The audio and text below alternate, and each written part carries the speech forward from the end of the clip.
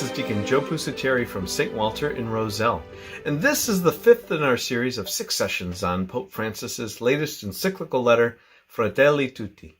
In this session, we'll be discussing Chapter 6 of the encyclical, entitled Dialogue and Friendship in Society. Pope Francis begins by explaining that authentic dialogue is necessary for building a better world.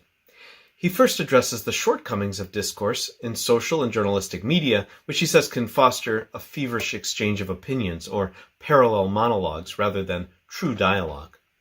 He says that the noisy media pours out a jumble of facts and opinions which become an obstacle to dialogue. These have the function of discrediting others' opinions from the start and sets them up for verbal conflict.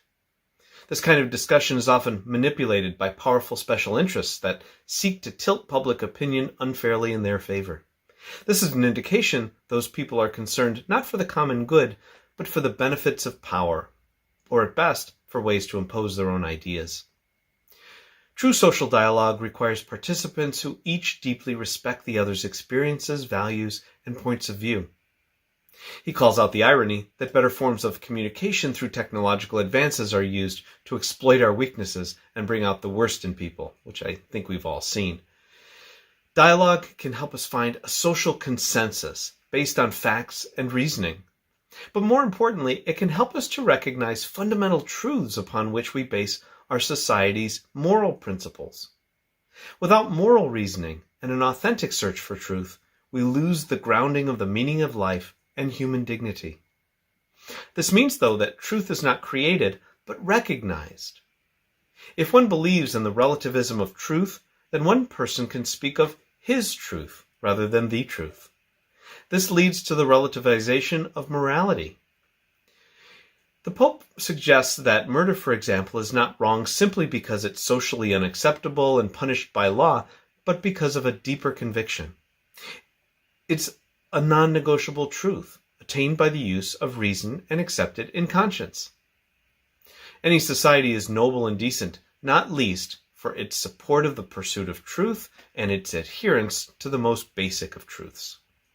What's now happening, and drawing us into a perverse and barren way of thinking, is the reduction of ethics and politics to physics. Good and evil no longer exist in themselves, and there's only a calculus of benefits versus burdens. It's a result of this displacement of moral reasoning. The law is no longer seen as reflecting a fundamental idea of justice, but as mirroring ideas currently in vogue. This requires that the intellect is capable of investigating the reality of things through reflection, experience, and dialogue, and coming to recognize in that reality the basis of certain universal moral demands. Pope Francis calls for the careful cultivation of a culture of encounter, which can help us transcend our divisions and differences as we work together to pursue the common good. This kind of culture is hard-won, requiring effort and sacrifice from all of us. To talk about a culture of encounter means that we as a people should be passionate about meeting others, seeking points of contact, building bridges, and planning projects that include everyone.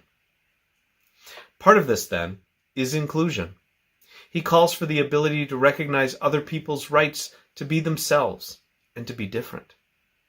This recognition, as it becomes a culture, makes possible the creation of a social covenant.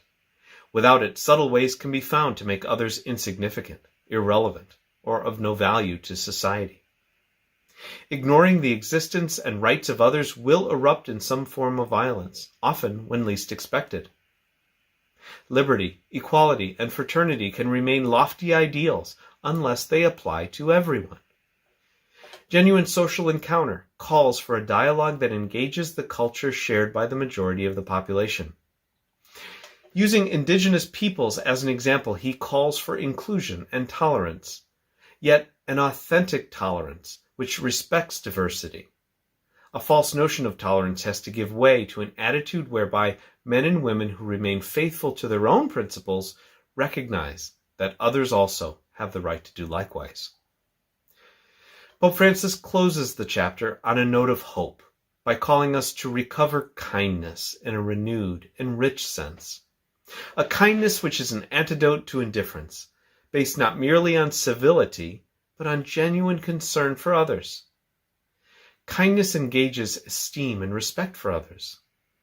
And once it becomes a culture within the society, it transforms lifestyles, relationships, and the way ideas are discussed and compared.